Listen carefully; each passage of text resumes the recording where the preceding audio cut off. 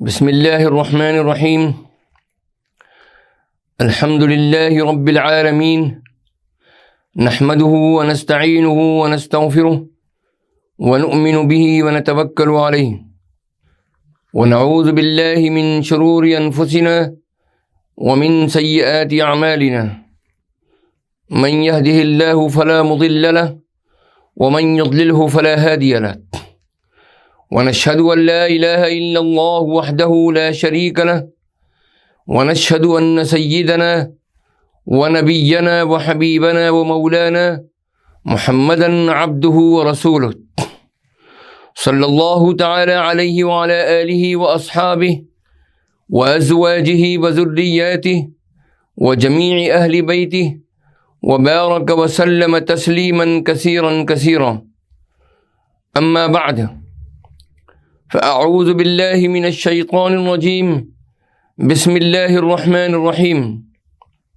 رب زدني علما وألحقني بالصالحين رب اشرح لي صدري ويسر لي أمري واحلل عقدة من لساني يفقهوا قولي صدق الله العظيم اللهم إني أسألك بأنك أنت الله لا إله إلا أنت الأحد الصمد الذي لم يلد ولم يولد ولم يكن له كفوا أحد۔ بزرگان محترم، برادران عزیز، سلسلے کے مخلصین اور ہماری قابل احترام مائیں، بہنیں اور عزیز بچیاں، خطاب جمعہ کے ضمن میں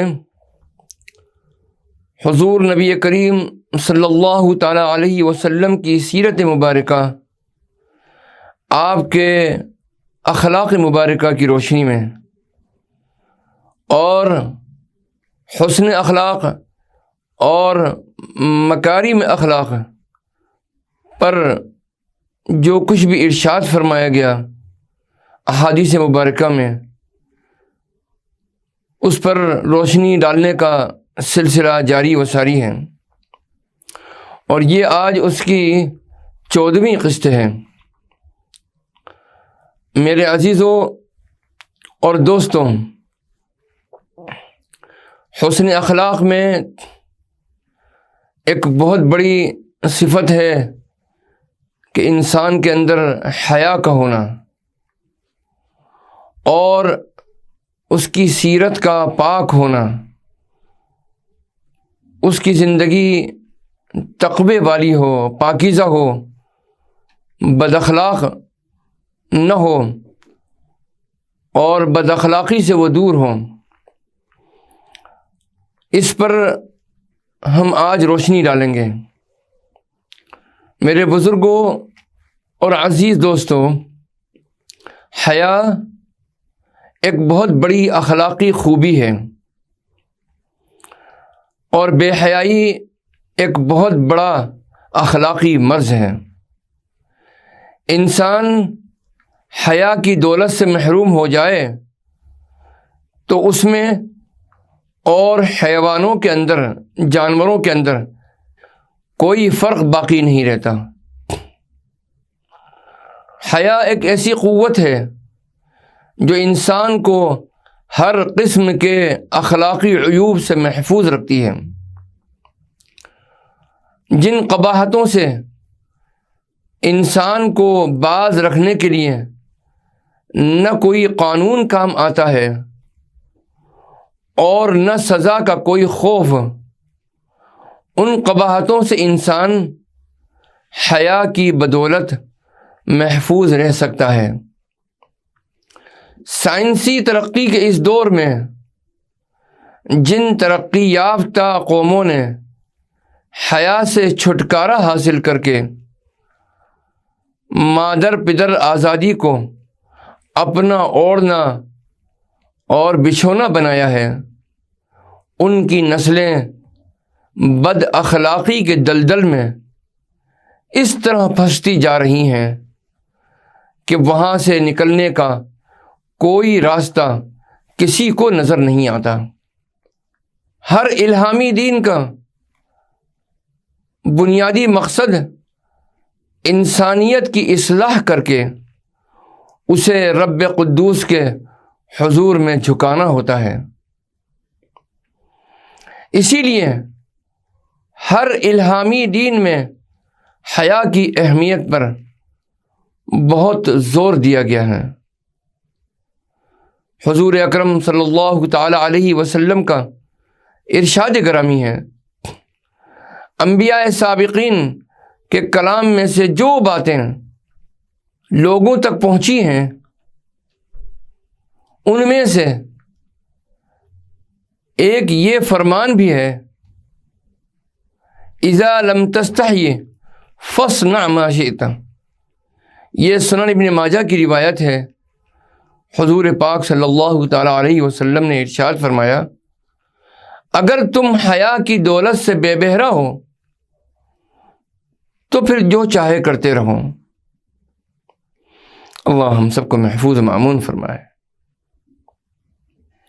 میرے عزیزوں اور دوستوں، اسلام اللہ تعالیٰ کا آخری دین ہے۔ حضرت محمد مصطفیٰ صلی اللہ تعالی علیہ وسلم اس آخری دین کے پیغمبر اور خدا کے آخری رسول ہیں۔ اس دین کی تعلیمات میں دیگر ادیان سے بھی زیادہ حیا پر زور دیا گیا ہے، اور اس رسول معظم صلی اللہ علیہ وسلم کی سیرت طیبہ جن کی تعریف رب قدوس نے فرمائی ہے، حیا کے زیور سے یوں آراستہ نظر آتی ہے کہ کسی اخلاقی مرض کا کوئی شائبہ کسی دشمن کو بھی نظر نہیں آتا۔ حضور اکرم صلی اللہ تعالی علیہ وسلم نے حیا پر بہت زور دیا ہے، اس کی اہمیت پر بہت زور دیا ہے۔ حضرت انس رضی اللہ تعالی عنہ سے مروی ہے، آپ فرماتے ہیں کہ حضور نبی کریم صلی اللہ تعالی علیہ وسلم نے فرمایا، ہر دین کی ایک سیرت ہوتی ہے اور دین اسلام کی سیرت حیا ہے۔ یہ بھی سنن ابن ماجہ کی روایت ہے۔ گویا حیا ہی دین اسلام کی روح ہے، اگر یہ نہ ہو تو دین کی محض صورت رہ جاتی ہے جو اس جسم کی مانند ہے جس میں جان نہ ہو۔ حضرت ابوبکر صدیق رضی اللہ تعالی عنہ سے مروی ہے، اور یہ بھی سنن ابن ماجہ کی روایت ہے، آپ فرماتے ہیں کہ رسول اللہ صلی اللہ تعالی علیہ وسلم نے ارشاد فرمایا، حیا ایمان میں سے ہے، اور ایمان انسان کو جنت میں لے جاتا ہے، اور بے حیائی ظلم ہے، اور ظلم کا انجام جہنم ہے۔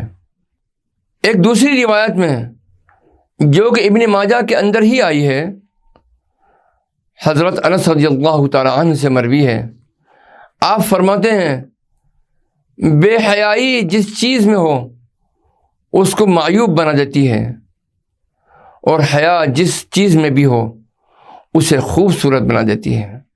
سبحان اللہ۔ حضرت امام بخاری رحمۃ اللہ علیہ نے حضرت عمران بن حسین رضی اللہ تعالی عنہ سے روایت کیا ہے کہ حضور نبی کریم صلی اللہ تعالی علیہ وسلم نے ارشاد فرمایا کہ حیا کا انجام ہمیشہ اچھا ہوتا ہے۔ اس پر بشر بن کعب نے کہا کہ حکمت کی کتابوں میں مکتوب ہے کہ حیا میں وقار بھی ہے اور تمکنت بھی۔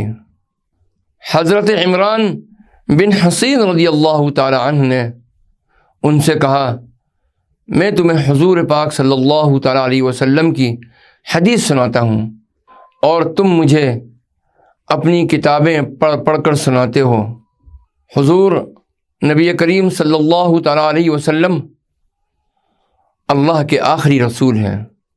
آپ ہر زمانے کے انسانوں کی رہنمائی کے لیے تشریف لائے ہیں۔ آپ کا قول و عمل رہتی دنیا تک ہر انسان کے لیے حجت ہے۔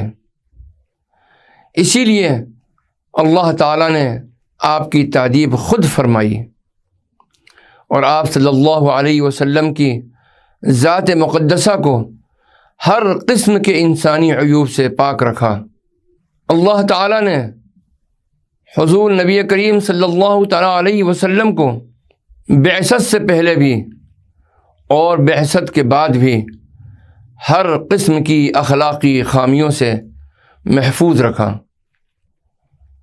اپنے حبیب نبی کریم صلی اللہ تعالیٰ علیہ وسلم کے دامن کو ہر قسم کے عیوب سے پاک رکھنے کی خاطر اللہ سبحانہ و تعالیٰ نے آپ کو حیا کی وہ بے مثال قوت عطا فرمائی تھی کہ اس کی موجودگی میں آپ کی ذات سے کسی ناپسندیدہ قول یا فعل کا صدور ہونا ناممکن ہو گیا تھا۔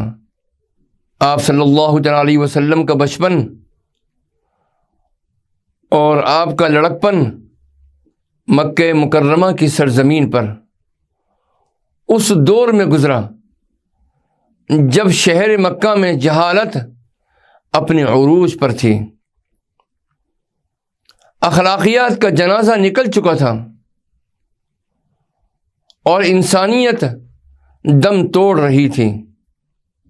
اس دور کی مکی زندگی میں رہ کر بھی حضور نبی کریم صلی اللہ تعالی علیہ وسلم کا دامن ہر اخلاقی عیب سے پاک رہا ہے۔ ہم جب حضور نبی کریم صلی اللہ تعالی علیہ وسلم کی حیات طیبہ کا بغور مطالعہ کرتے ہیں تو ہمیں حضور نبی کریم صلی اللہ تعالیٰ علیہ وسلم کے اقوال و افعال میں کسی ایسی چیز کا سراغ نہیں ملتا جس سے جبین حیا پر پسینے کے قطرے نمودار ہوں۔ قوت حیا نے حضور نبی کریم صلی اللہ تعالیٰ علیہ وسلم کی سیرت مبارکہ کو اتنی پاکیزگی عطا کر دی ہے کہ قربان ہونے کو جی چاہتا ہے۔ آپ صلی اللہ علیہ وسلم کی سیرت طیبہ کے اندر کوئی ایسی چیز تلاش کرنا ممکن ہی نہیں ہے جسے انسانی عیب شمار کیا جا سکے۔ آپ صلی اللہ علیہ وسلم خدا سے حیا کرتے ہیں، اس لیے آپ کی ذات سے کسی ایسے کام کا صدور نہیں ہوتا جو بارگاہ الہی میں ناپسندیدہ ہو۔ آپ صلی اللہ علیہ وسلم خدا کے بندوں سے بھی حیا کرتے ہیں، اس لیے آپ نہ کوئی ایسا کام کرتے ہیں اور نہ کوئی ایسی بات کہتے ہیں جو خدا کے بندوں کو ناگوار گزرے۔ سبحان اللہ، سبحان اللہ۔ میرے عزیزوں اور دوستوں، آپ صلی اللہ علیہ وسلم کے حیا کی اسی قوت اور آپ صلی اللہ علیہ وسلم کی سیرت کی اسی پاکیزگی کو دیکھتے ہوئے صحابہ کرام رضوان اللہ تعالی علیہم اجمعین نے حضور نبی کریم صلی اللہ تعالی علیہ وسلم کے متعلق ان تأثرات کا اظہار کیا ہے۔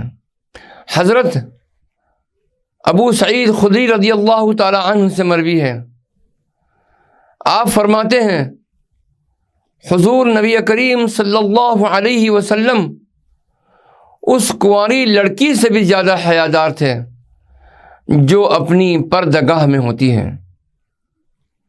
جب آپ صلی اللہ علیہ وسلم کی نظر کسی ناپسندیدہ چیز پر پڑتی تھی تو ناپسندیدگی کے آثار ہمیں آپ صلی اللہ علیہ وسلم کے چہرے پر نظر آ جاتے تھے۔ یہ حدیث امام بخاری رحمۃ اللہ علیہ نے روایت کی ہے۔ اسی طریقے سے حضرت عبداللہ ابن عمر رضی اللہ تعالی عنہما سے مروی ہے، آپ فرماتے ہیں کہ حضور نبی کریم صلی اللہ علیہ وسلم نہ بدخو تھے اور نہ بد کلام۔ آپ فرمایا کرتے تھے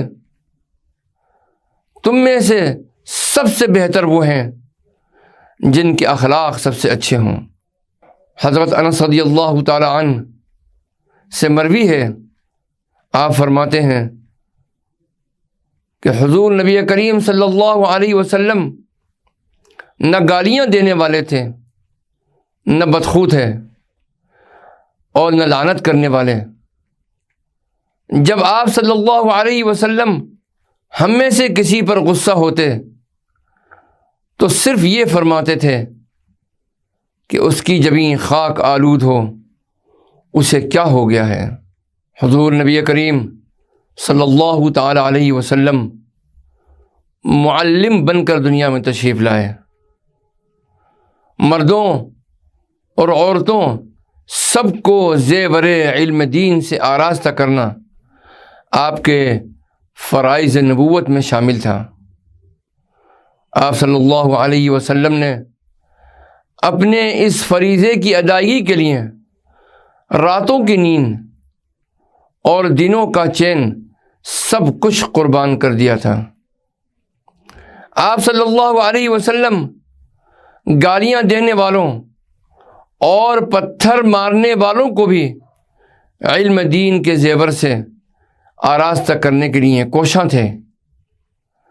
اس فریضے کی ادائیگی کے دوران ایسے بھی مواقع آ جاتے کہ حیا کا جو نور آپ صلی اللہ علیہ وسلم کے سینے انور میں مستور تھا اور موجود تھا، اس کی جھلک چہرے انور پر نظر آنے لگتی۔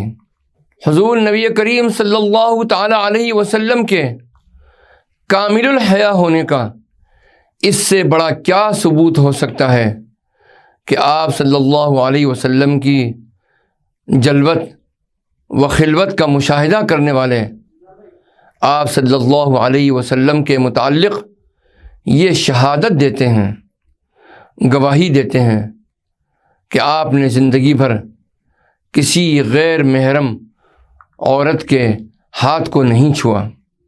حضرت عروہ رضی اللہ تعالی عنہ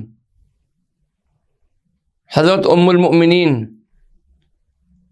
عائشہ رضی اللہ تعالی عنہا سے روایت کرتے ہیں کہ انہوں نے عورتوں کی بیعت کے متعلق فرمایا، حضور نبی کریم صلی اللہ تعالی علیہ وسلم نے اپنے دست مبارک سے کسی غیر محرم عورت کو کبھی نہیں چھوا۔ آپ صلی اللہ علیہ وسلم ان سے محض عہد لیتے تھے، اور جب وہ عہد کر لیتی تھیں تو آپ ان سے فرماتے تھے جاؤ میں نے تمہیں بیعت کر لیا۔ حضرت امیمہ بنت رقیقہ رضی اللہ تعالی عنہا سے مروی ہے، فرماتی ہیں کہ میں کچھ انصاری عورتوں کے ساتھ بیعت کے لیے حضور پاک صلی اللہ تعالی علیہ وسلم کی خدمت میں حاضر ہوئی۔ ہم نے عرض کیا یا رسول اللہ، ہم اس بات پر آپ سے بیعت کرتی ہیں کہ ہم کسی چیز کو اللہ تعالیٰ کا شریک نہیں بنائیں گی، چوری نہیں کریں گی، بدکاری نہیں کریں گی، ہم اپنے ہاتھوں اور پاؤں کے درمیان یعنی حمل کے متعلق کوئی جھوٹا الزام گڑ کر نہیں لگائیں گی، اور نیکی کے کاموں میں آپ کی نافرمانی نہیں کریں گی۔ آپ صلی اللہ تعالیٰ علیہ وسلم نے فرمایا جتنا تمہارے بس اور قدرت میں ہو۔ ہم نے عرض کیا کہ اللہ تعالیٰ اور اس کے رسول صلی اللہ تعالیٰ علیہ وسلم ہم پر زیادہ رحم فرمانے والے ہیں۔ پھر ہم نے عرض کیا کہ یا رسول اللہ اپنا دست مبارک نکالیے تاکہ ہم آپ سے بیعت کریں۔ آپ صلی اللہ علیہ وسلم نے فرمایا میں غیر محرم عورتوں سے مصافحہ نہیں کرتا، میرا بذریعہ کلام 100 عورتوں سے بیعت کرنا بھی ایسا ہی ہے جیسے ایک عورت سے بیعت کرنا ہے۔ اللہ سبحانہ و تعالیٰ نے حضور نبی کریم صلی اللہ تعالیٰ علیہ وسلم کی ذات مبارکہ میں حیا کی وہ قوت پیدا فرما دی تھی کہ گناہ سے بچنا تو بہت دور کی بات ہے، آپ اس حیا کی بدولت روزمرہ کے معاملات میں ہر ایسے قول و فعل سے اجتناب فرماتے تھے جس سے کسی انسان کا دل دکھنے کا امکان ہوتا یا جس سے کسی کی عزت نفس کو ٹھیس پہنچتی۔ جو لوگ حضور نبی کریم صلی اللہ علیہ وسلم کی خدمت میں ہمہ وقت رہتے تھے اور جنہوں نے حضور نبی کریم صلی اللہ علیہ وسلم کے سائے عاطفت میں زندگی کی قیمتی ساعتیں گزاری ہیں، انہوں نے اس قسم کے متعدد واقعات بیان کیے ہیں۔ سنن ابن داود کی روایت ہے، حضرت ابو ہریرہ رضی اللہ تعالی عنہ سے مروی ہے، فرماتے ہیں حضور نبی کریم صلی اللہ تعالی علیہ وسلم نے کبھی کھانے میں عیب نہیں نکالا، اگر کھانا پسند ہوتا تو تناول فرما لیتے اور ناپسند ہوتا تو چھوڑ دیا کرتے تھے۔ حضرت عائشہ صدیقہ رضی اللہ تعالی عنہا سے مروی ہے، فرماتی ہیں اگر حضور اکرم صلی اللہ تعالی علیہ وسلم کو کسی شخص کی کسی ناپسندیدہ بات کا پتہ چلتا تو آپ صلی اللہ علیہ وسلم یہ نہیں فرماتے تھے کہ فلاں شخص کو کیا ہو گیا ہے، کہ وہ یہ کیا کہتا ہے، بلکہ آپ صلی اللہ علیہ وسلم فرماتے تھے کہ لوگوں کو کیا ہوا ہے کہ وہ یہ کہتے ہیں۔ یہ روایت بھی سنن ابن داود کی ہے۔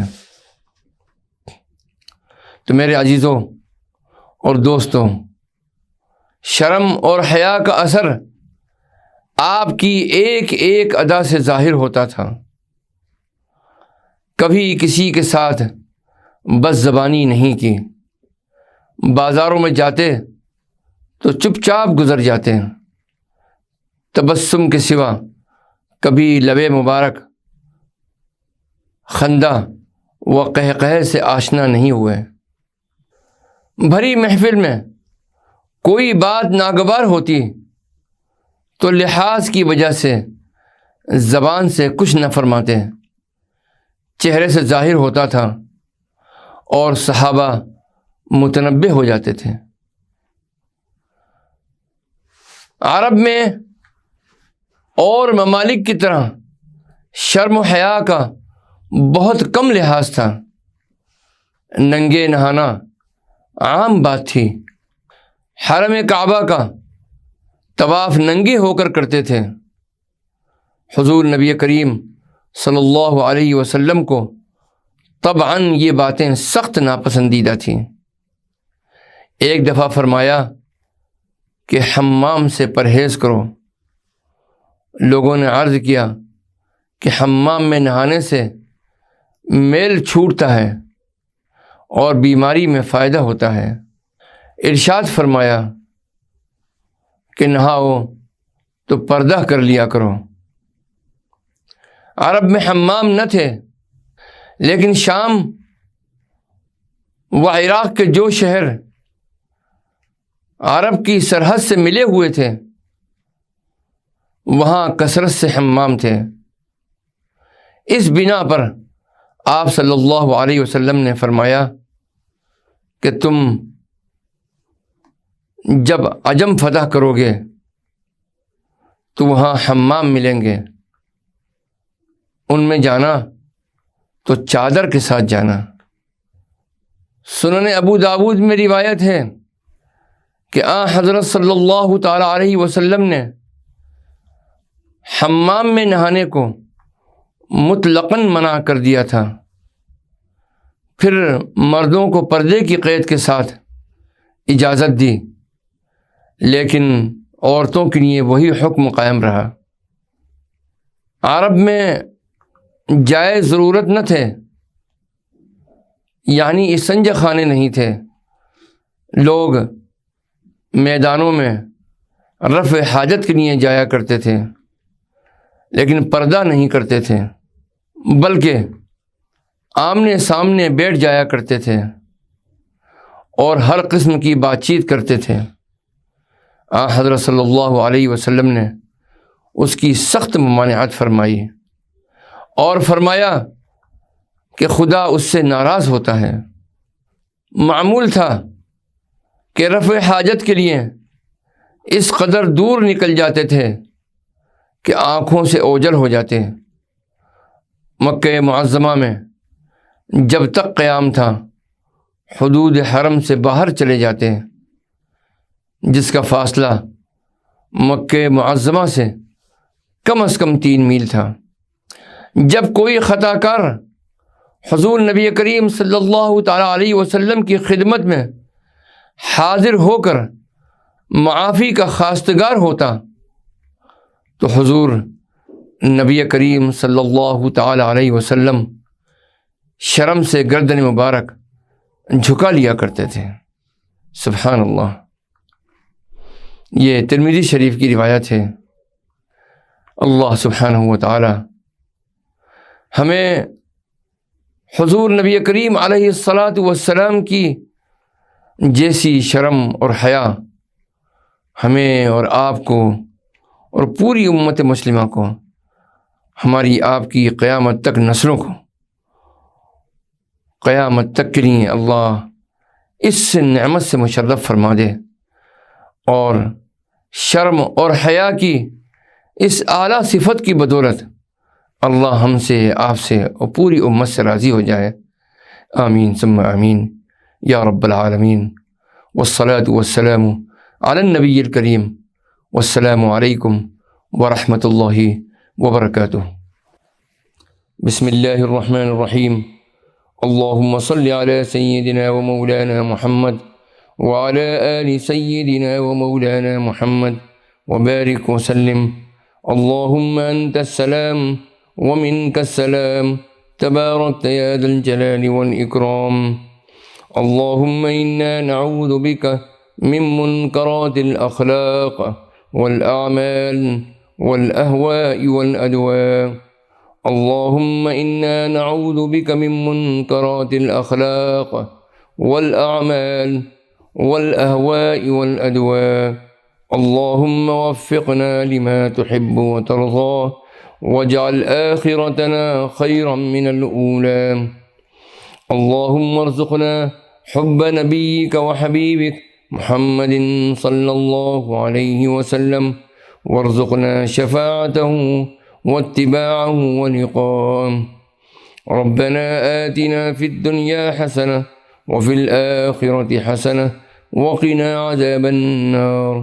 اللهم اقسم لنا من خشيتك ما تحول به بيننا وبين معاصيك، ومن طاعتك ما تبلغنا به جنتك، ومن اليقين ما تهون به علينا مصائب الدنيا۔